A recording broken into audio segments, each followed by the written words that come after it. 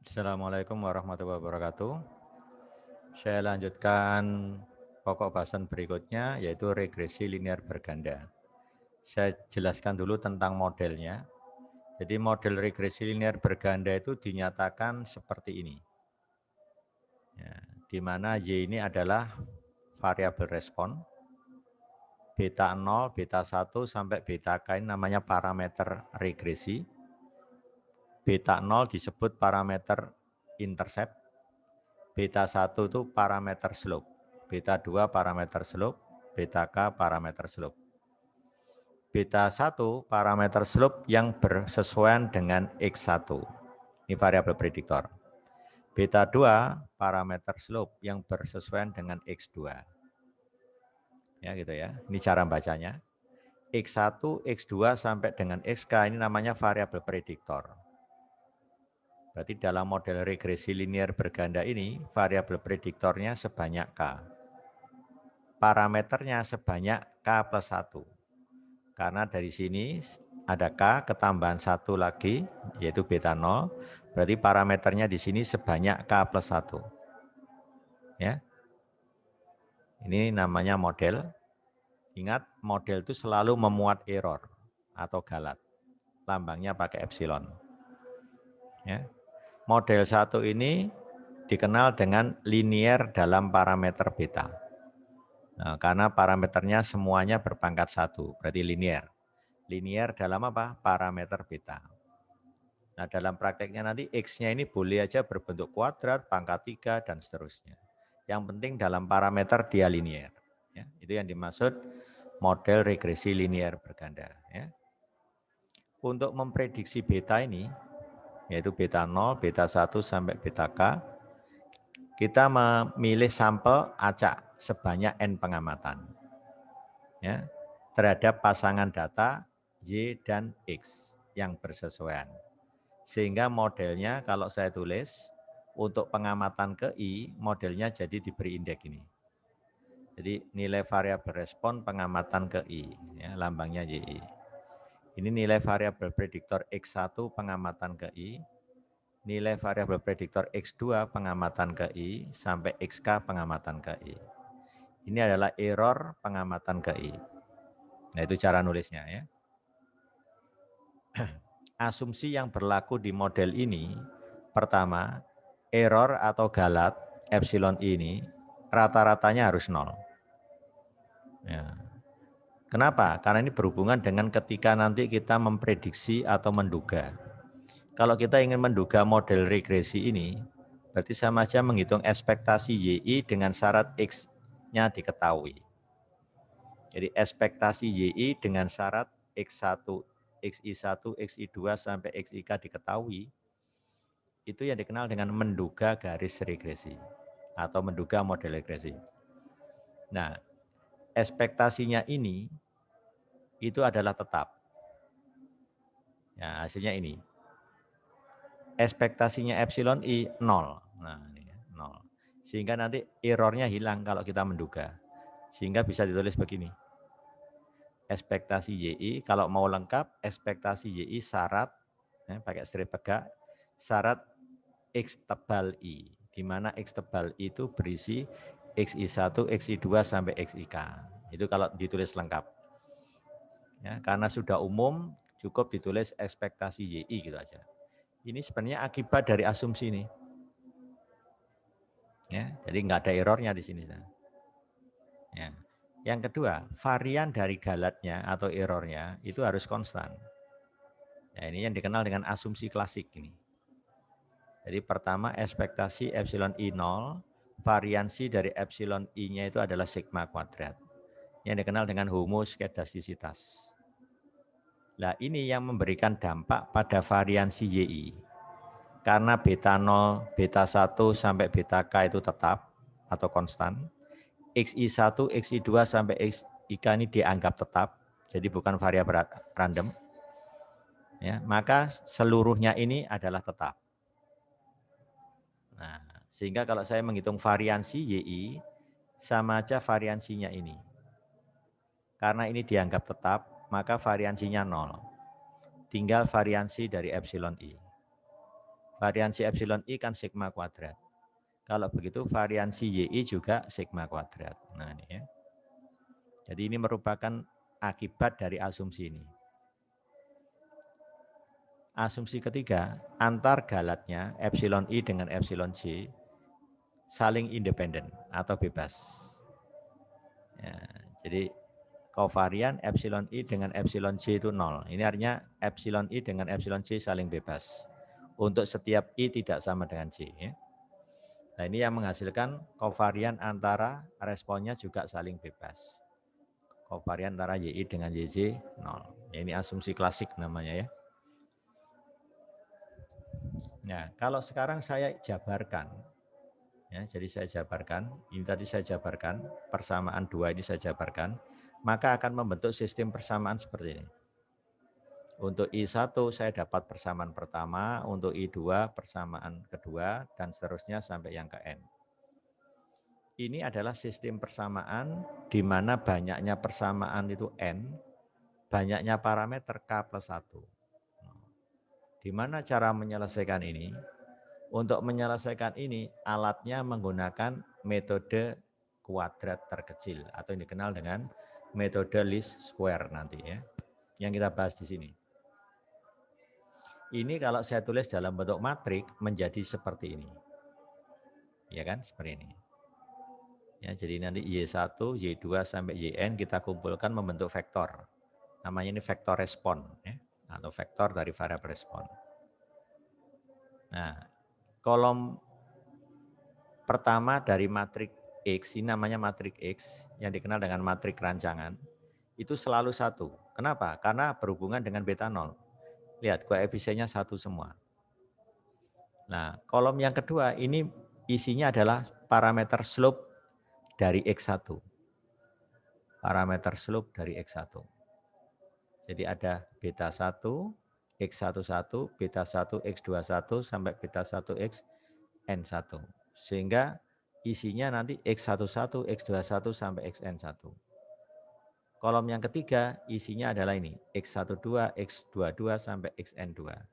Dan kolom yang terakhir isinya adalah ini, X1K, X2K, sampai Xnk. Berarti matrik rancangan X ini kalau kita lihat ukurannya adalah barisnya sebanyak N, lihat ini, 1, 2, sampai N. Kolomnya sebanyak K plus 1. Jadi ukuran dari X ini adalah N kali K plus 1. Beta itu vektor parameter, isinya beta 0 sampai beta K. Ya, berarti dimensinya beta itu adalah K plus 1 kali 1. Sehingga kalau dikalikan, N dikalikan K plus 1, betanya K plus 1 kali 1, jadi isinya jadi N kali 1. Dimensinya cocok dengan Y kan? Ini kan N kali 1. Ini juga hasilnya nanti N kali 1, epsilonnya juga N kali 1 ini. Isinya epsilon kan ini. Kumpulan dari error ini ya. Inilah bentuk matriknya. Y sama dengan X beta plus epsilon. Nah, kalau kita tulis asumsinya dalam notasi matrik jadi seperti ini, lebih ringkas. Ekspektasi dari vektor galat epsilon tebal itu jadi vektor 0.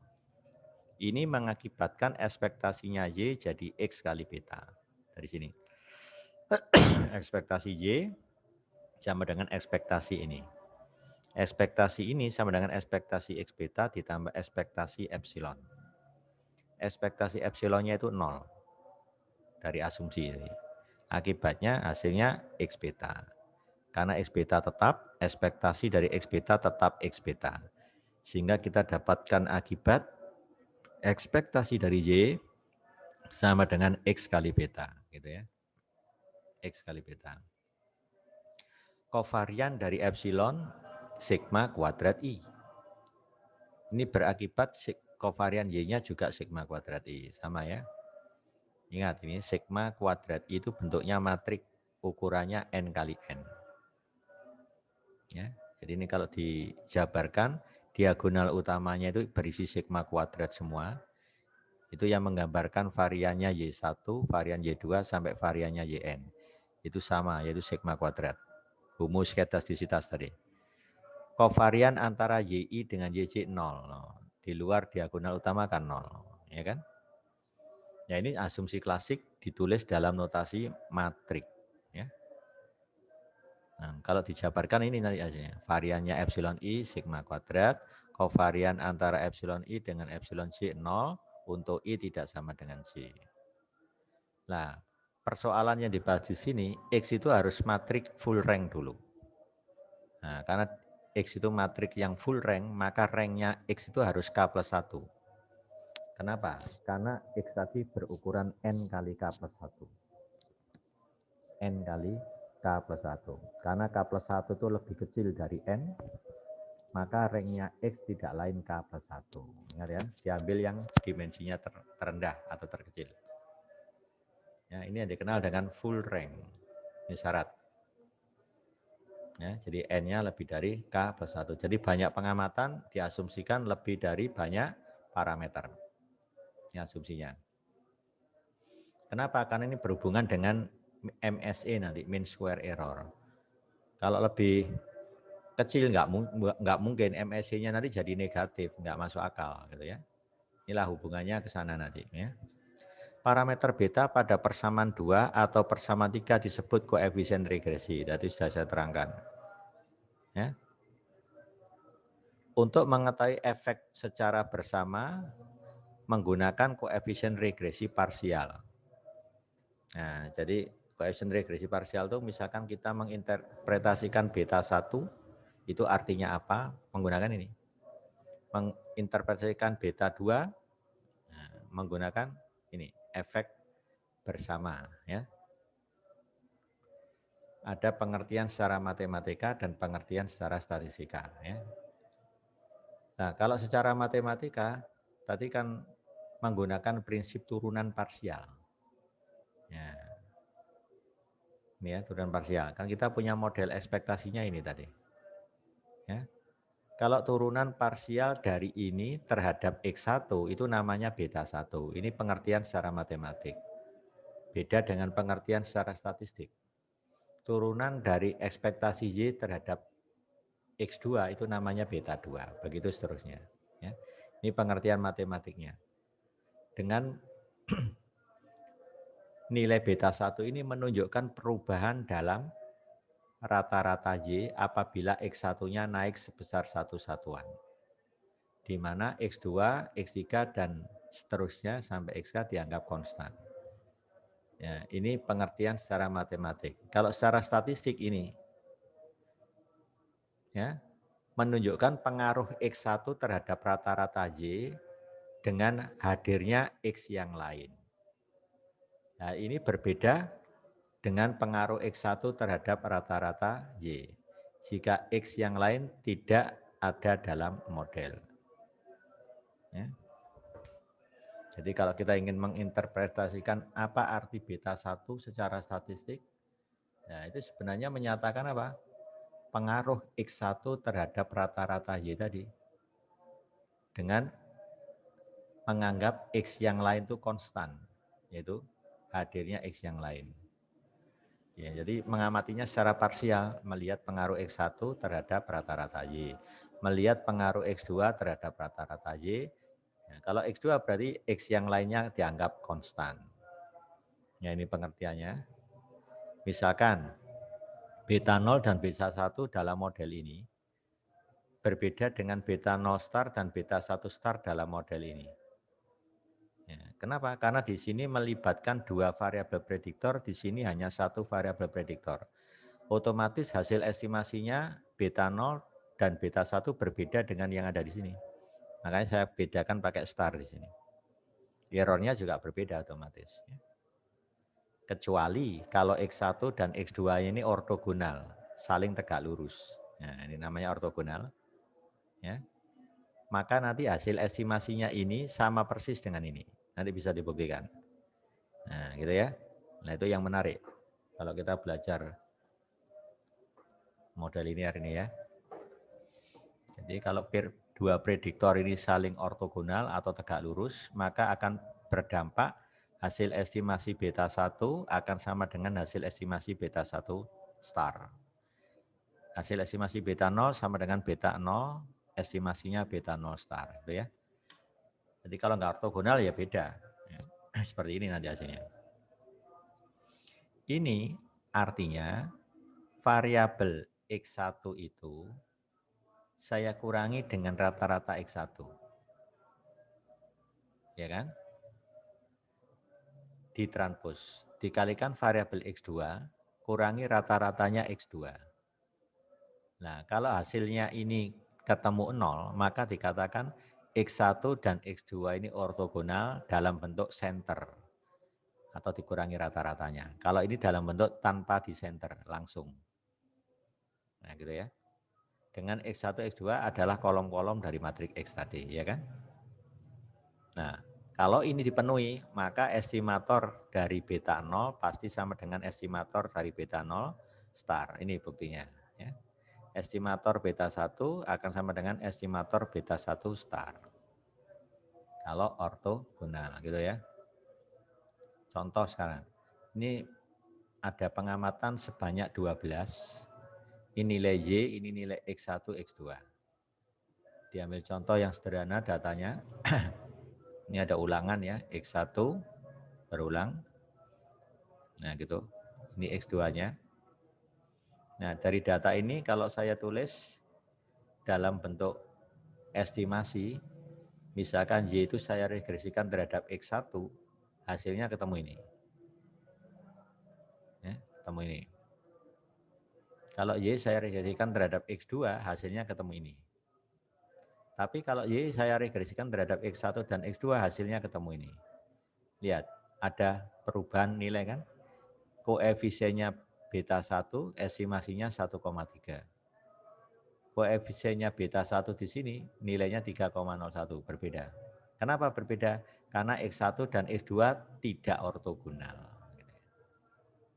Jadi kalau Anda menemukan X1 dan X2 ortogonal, pasti nilai ini sama dengan ini. Ya gitu ya. Demikian juga yang X2. Nah, ini akan sama kalau ortogonal X1 dan X2. Nah itu maksudnya ya.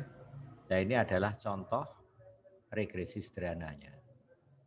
Hasil regresi Y terhadap X2. Ya, X2 ini.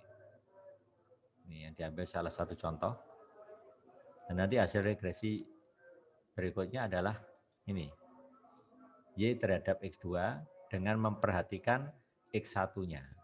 Ketika X1-nya di set 1, di set 2, setting 2, maka saya dapatkan garisnya seperti ini.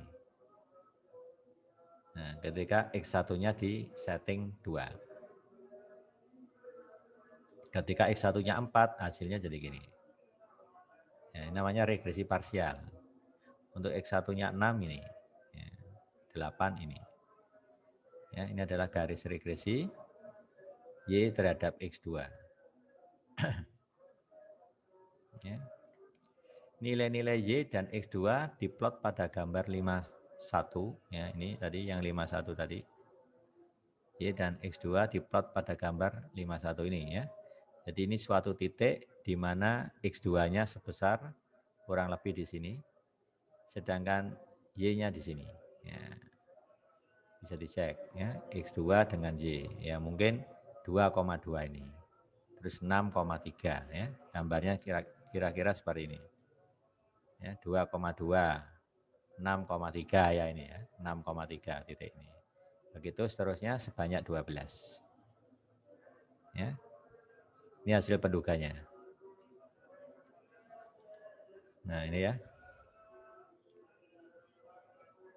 Gambar 52, nah 52 yang ini maksudnya 5.2 menunjukkan plot regresi Y terhadap X2, nah ini ya, plot regresi Y terhadap X2 untuk nilai tetap X1 yaitu yang disetting di 2468. Nah, ini untuk 2 ini, 4 ini. Nah, jadi disetting untuk X1-nya 2 ya, misalnya di sini. Untuk X1 2 lah ini kan. Disetting ada 3 pengamatan kan tadi. Nah, jadi 2 pasangan 3, 2 pasangan 2, 2 pasangan 7. 2 pasangan 7. Nah ini. 2 pasangan 2, 2 pasangan berapa tadi? 3, 2 pasangan 7. Itu maksudnya. Nah, kemudian yang 4 pasangan, nah, tinggal cek aja. 4 pasangan 6, 4 pasangan 8, 4 pasangan 10. Ya. Itu gambar yang ini, 52.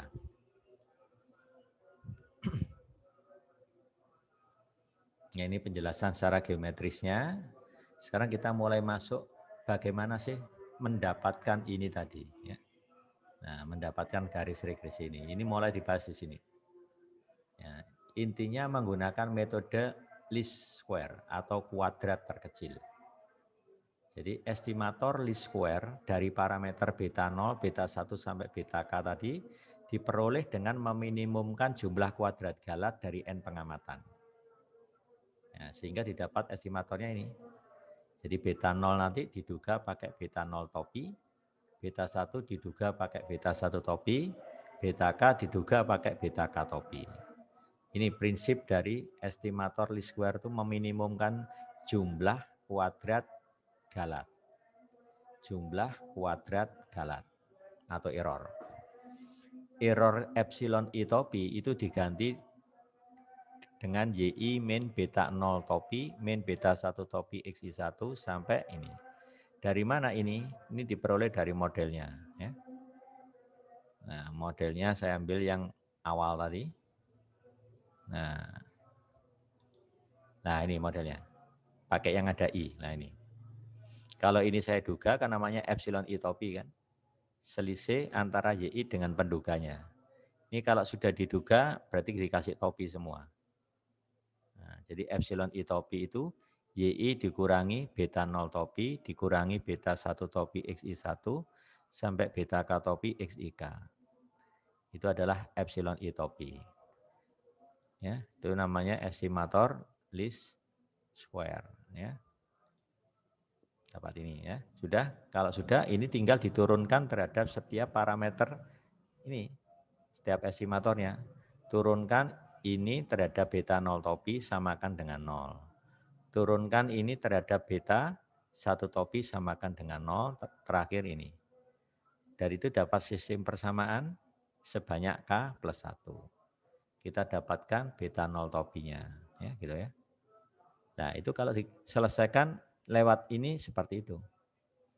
Nah, nanti ada cara yang lebih praktis dan efisien menggunakan cara matrik. Lebih gampang daripada cara notasi sigma seperti ini. Ya. Nah, ini untuk menduga model regresi, nulisnya seperti ini. Tidak ada error di sini. Ya. Tidak ada error. Jadi, yi topi berarti diperoleh dengan menduga parameternya dulu. Cirinya ada topi di sini. Nah, ini namanya garis regresi. Kalau model regresi, ada plus error, epsilon i tadi. Beta 0 topinya hilang, cukup beta 0 plus beta 1 xi1 itu namanya model regresi. Yang kita tulis di awal. Oke, ini ya, prinsipnya. Nah, sekarang kita mulai dengan cara matrik. Modelnya tadi ditulis dalam bentuk matrik kan Y sama dengan X beta plus epsilon. Di mana X itu matrik yang full rank, ukurannya N kali K plus 1. Ingat tadi, di mana ranknya adalah K plus 1, yang nilainya lebih kecil N. Ya kan, diasumsikan banyak parameter lebih kecil dari banyak pengamatan. Ya. Jadi X-nya full rank ini. Maka nilai dari beta topi yang berisi beta 0 topi sampai beta K topi, berupa vektor ini ya, berdimensi K plus 1 kali 1. Itu hasilnya ini nanti. Nah, kalau sudah ketemu begini, otomatis dapat estimasi secara bersamaan. Udah. Beta 0 topi dapat, beta 1 topi dapat, beta K topi juga dapat. Nah, dari mana kita memperoleh ini? Ini diperoleh dengan cara meminimumkan persamaan 4 tadi. Nah, ini. Cuma ini ditulis dulu dalam notasi matrik. Sehingga lebih gampang. Ya. Nah, ini buktinya. Gunakan persamaan 3 dan 4, maka diperoleh ini. Ini adalah jumlah kuadrat galat. Sigma epsilon i topi kuadrat itu kalau ditulis dalam bentuk matrik jadi gini. Epsilon topi transpos dikalikan epsilon topi. Jadi ini kalau saya jabarkan nanti sama dengan ini.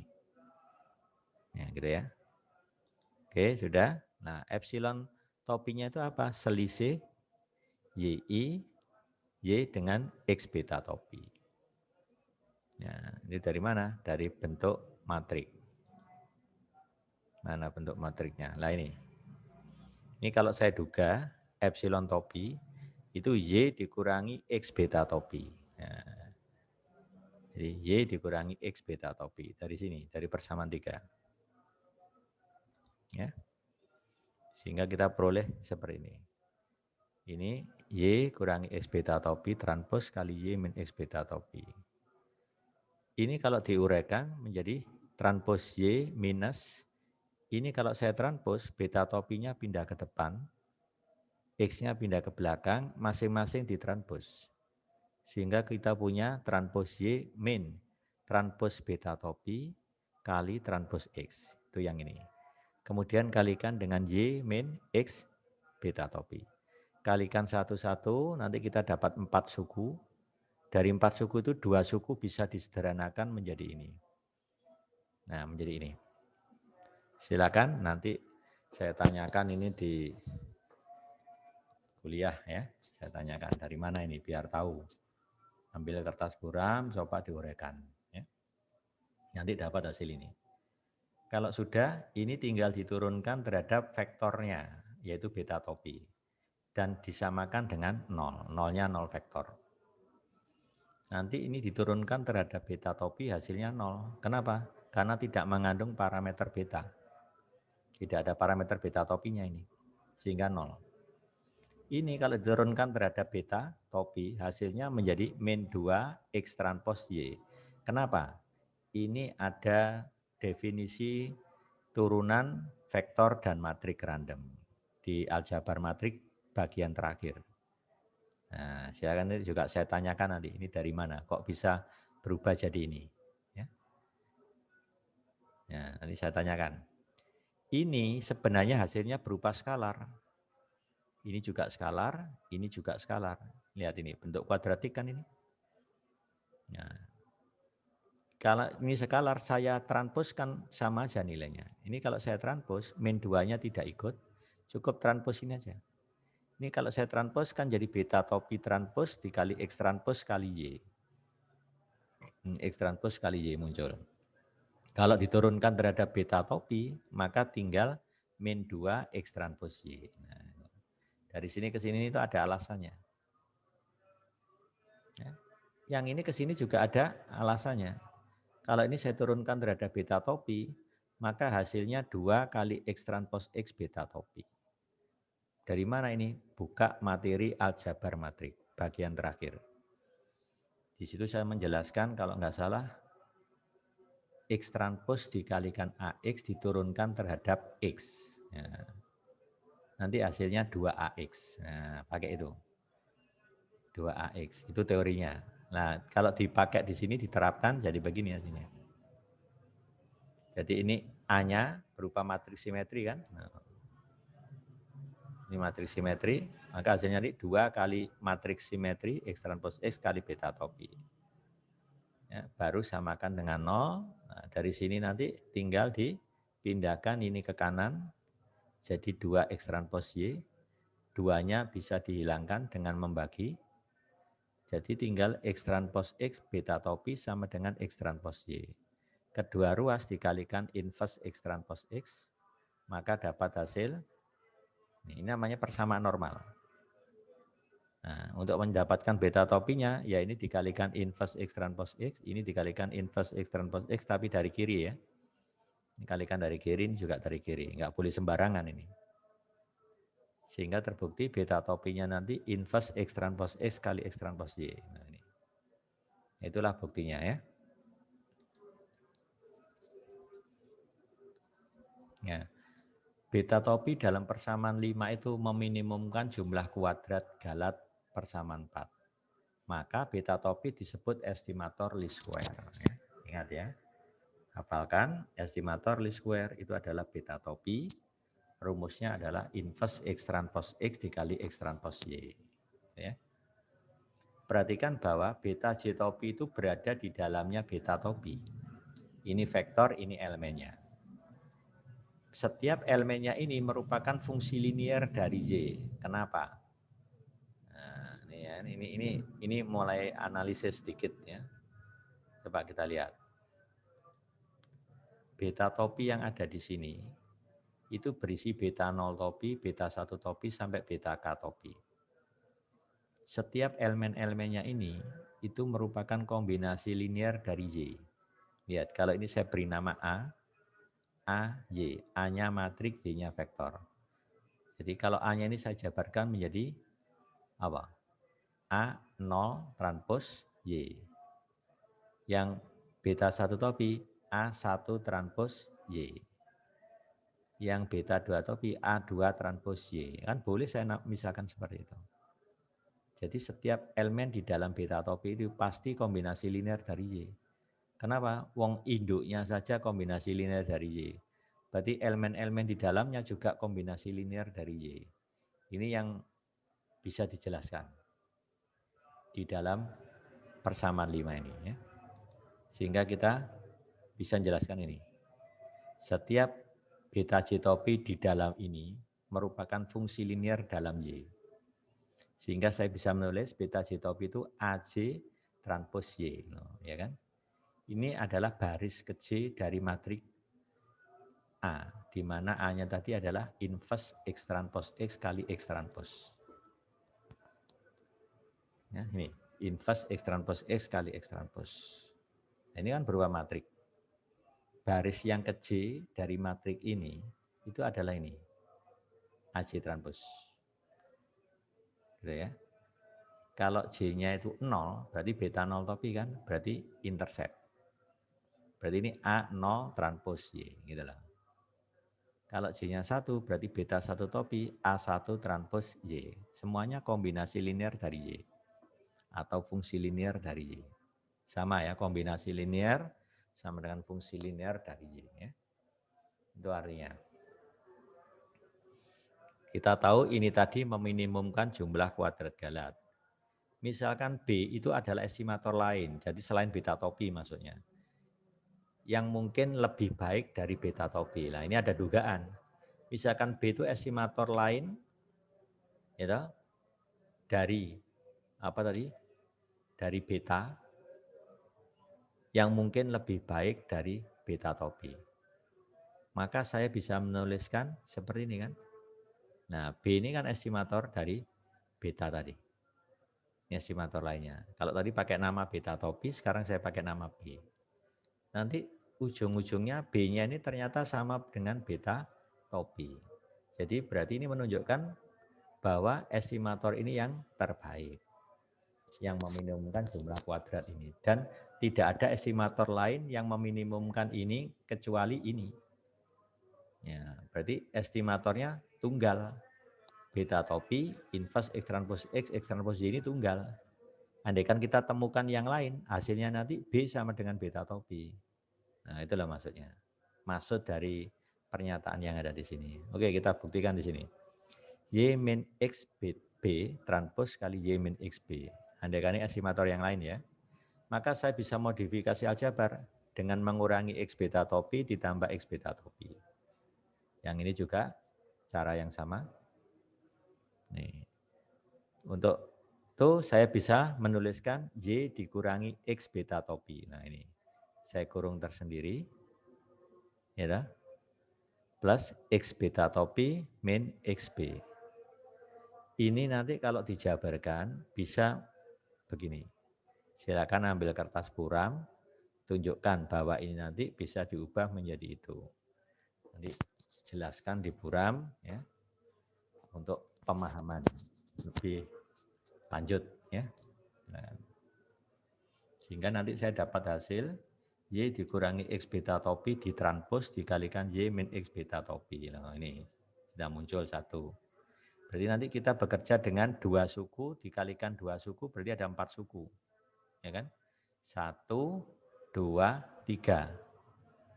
Nah, 3. Kenapa 3? Berarti ada suku nanti yang digabungkan. Silakan tunjukkan bahwa ini nanti diurai jadi ini. Ini sudah ketemu salah satunya ini. Ini ditranspos juga.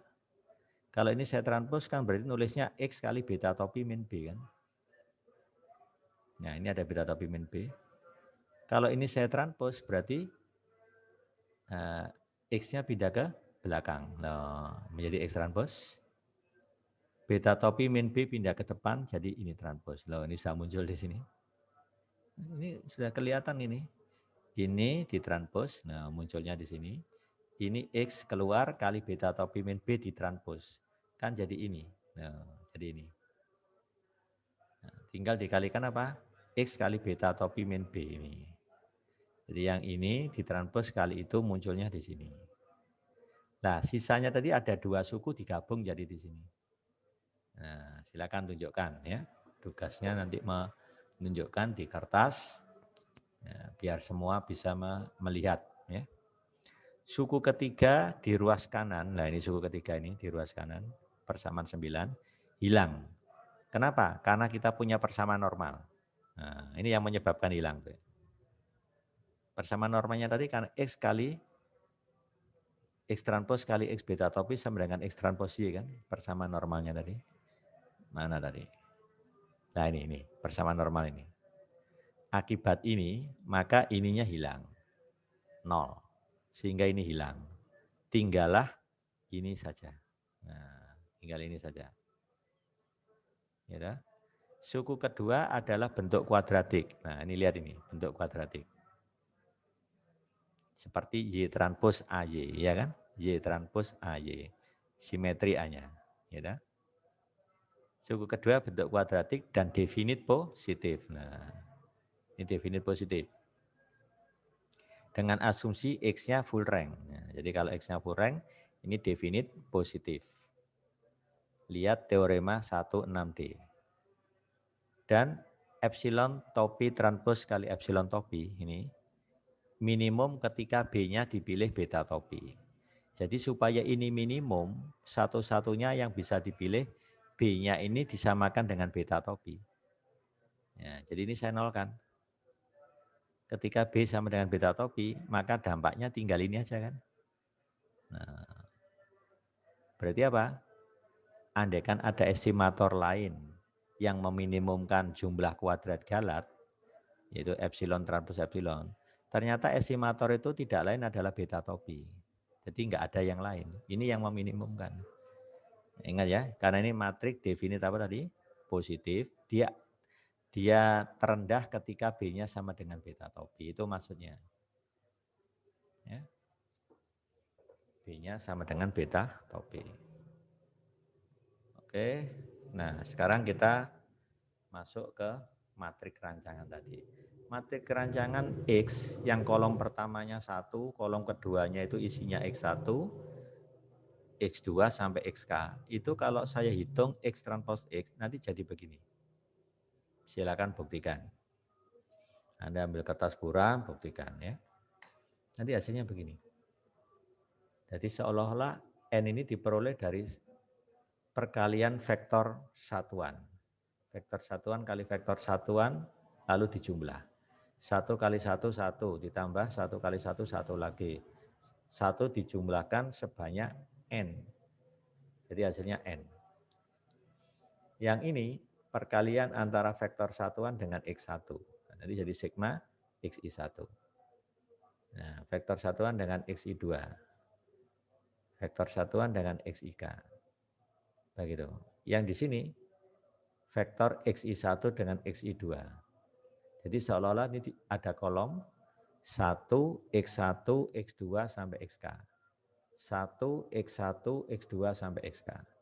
Jadi kalau posisinya ini berarti X1 ketemu X2. No. Di sini X1 ketemu XK, itu cara cepatnya gitu. Kalau ingin buktikan ya jangan pakai ini, kan cara saya aja. Ada 1, X1, X2 sampai XK, 1, X1, ini cara saya. Kalau Anda ya harus dicek dulu di kertas, betul enggak X transpose X ini. Nah, nanti supaya lebih familiar gitu ya maksudnya. Jangan cuma ikut-ikutan saya gitu. Ya.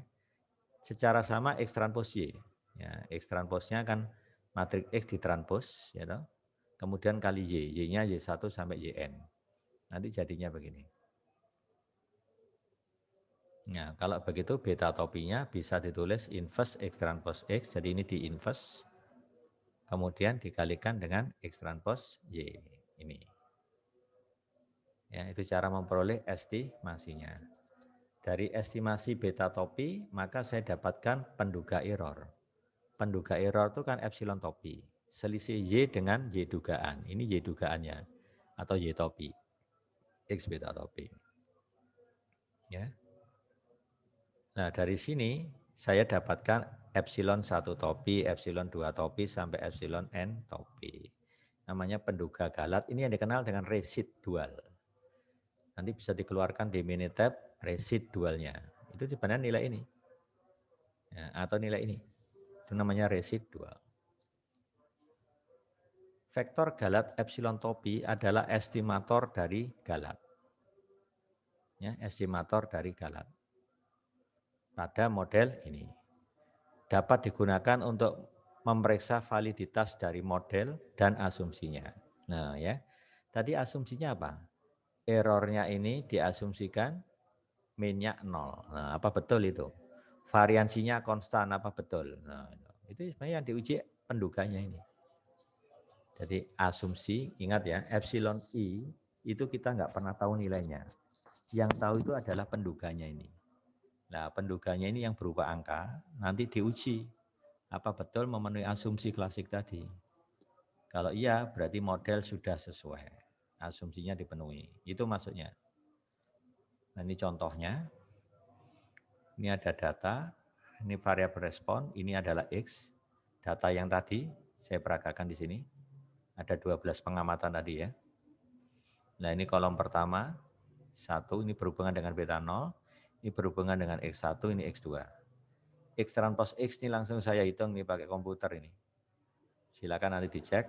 Ini kalau saya transpose kan jadi, nah 1 sebanyak 12, besok ini kolom kedua jadi baris kedua, kolom ketiga jadi baris ketiga, kalikan dengan X, nanti ketemu ini. Ini diperoleh dari N, 12 kan. Ini sigma XI 1. Jadi X1-nya ini dijumlah, ini kalau dijumlah nanti ketemu ini. Ya, ini diperoleh dari jumlahnya ini. Nah, ya gitu ya. Kalau ini X I1 kuadrat. Jadi ini dikuadratkan lalu dijumlah ketemu ini. Ini XI2 kuadrat. Jadi ini dikuadratkan semua lalu dijumlah. Nanti ketemu ini. Nah kalau ini X1 kali X2. X1 kali X2. Jadi ini kali ini ditambah ini kali ini, tambah ini kali ini, terus sampai ini ketemu ini. Itu cara ngitungnya ya. X transpose Y sama ya. Ini jadi vektor baris ya dikalikan Y. Nah, jadi ini sebenarnya ini adalah sigma YI. Ini sigma XI1 kali YI, sigma XI2 kali YI. Ya, ini kemudian di inverse ketemu ini. Nah ini ngitung inverse-nya ini sudah nggak mungkin kita pakai OBE. OBE itu ya itu dasarnya kalau di aljabar linear kita sudah pakai komputasi sudah ini ya. Langsung inverse-nya ketemu ini. Dikalikan dengan X transpose Y, maka hasilnya ini. Inilah estimator dari beta. Itu beta 0 topi, ini hasil estimasinya. Beta 1 topi ini, beta 2 topinya ini. Ya. Nah, sekarang saya ambil contoh peragaan regresinya linear sederhana. Hanya berisi satu variabel respon dan satu variabel prediktor. Bentuknya begini kan, kalau regresi linear sederhana. Berarti parameternya hanya ada dua. Beta 0 sebagai intercept, beta 1 sebagai slope-nya. Maka X transpose X ini nanti. Ya. Ini X transpose X. N ini sigma XI, karena hanya ada satu X. Yang ini sigma XI kuadrat. Ini kalau saya inverse, nanti ketemu ini. Inverse-nya ini kan gampang. Seper determinan, determinannya itu ini kali ini, kurang ini kali itu. Ya kan? Dikali join-nya, ini ditukar tempat, yang ini dilawankan. Ya kan? Nah. Oke, ini inverse sudah dapat, ya, eksternal posisinya juga sudah dapat, tinggal dikalikan. Maka inilah hasil dari beta topi. Berarti saya langsung dapat beta 0 topi, ini dibagi itu. beta 1 topi ini dibagi itu. Gitu ya. Contoh yang paling sederhana, estimator. Nah, sekarang sifat dari estimator least square. Ingat, estimator least square tadi sudah kita peroleh ini hasilnya. Nah, ekspektasi Y itu sama dengan X kali beta. Kovarian Y sigma kuadrat kali I. Ya, ini ya, sudah kita bahas tadi. Nah, jadi kovariannya sangat khusus. Ya, ekspektasinya juga khusus ini X beta, kovariansinya ini. Maka beta topi mempunyai sifat yang baik. Seperti tercantum dalam 4 teorema berikut. Ini teorema yang pertama. Ini namanya model regresi linear berganda, cuma ditulis dengan bahasa ekspektasi. Ekspektasi Y sama dengan X beta. Berarti modelnya Y sama dengan X beta plus epsilon. Gitu loh maksudnya. Beta topi yang merupakan estimator least square tadi, itu merupakan estimator yang tak bias terhadap beta. Atau tak bias untuk beta. Berarti kita harus buktikan ekspektasinya beta topi sama dengan beta. Nah ini buktinya. Ekspektasi beta topi sama dengan ekspektasi ini. Ini kan beta topi. Ingat, X dianggap tetap, Y dianggap vektor random. Berarti ekspektasi bekerja pada vektor randomnya. Ekspektasi Y-nya kan X beta. Nah ini, X beta. Sehingga kita peroleh hasilnya ini adalah beta. Berarti terbukti bahwa beta topi estimator tak bias untuk beta. Sekarang kita hitung kovariansinya. Nah ini. Kovariansi dari Y itu nanti sigma kuadrat I. Ya. Maka kovariansi dari beta topi itu adalah ini. Buktinya, ini buktinya. Kovariansi beta topi itu kan berarti kovariansi dari ini. Ini adalah A, ini adalah Y. Masih ingat? Kovariansi dari matriks A dikali Y, itu hasilnya nanti A dikali kovariannya Y dikalikan transpos A. Nah ini saya pakai. Ini A kovarian Y kali transpos dari A. Ini ya, ada transpos dari A. Ini tulis, kovarian Y tadi kan sigma kuadrat I. Diketahui dari asumsi kan? Nah, udah. Ini kalau saya transpos, maka X transposnya pindah ke depan. Jadi ini ditranspos jadi X. Ini ditranspos tetap inverse X transpos X. Kenapa? Karena simetri X transpos X. Inverse-nya juga simetri. Matriks simetri kalau diinverse tetap matriks simetri, ya. Itu sifatnya. Nah, sudah ini sigma kuadrat skalar saya taruh depan sendiri. Tinggal X inverse X transpos X dikalikan X transpos X lagi dikalikan inverse X transpos X. Ini kali ini matriks identitas jadi tinggal ini. Nah, itulah buktinya bahwa kovariansi beta topi itu ini. Ya. Oke, saya kira sampai sini nanti diingatkan aja kita masuk contoh 532A ya. Yang ke-16. Assalamualaikum warahmatullahi wabarakatuh.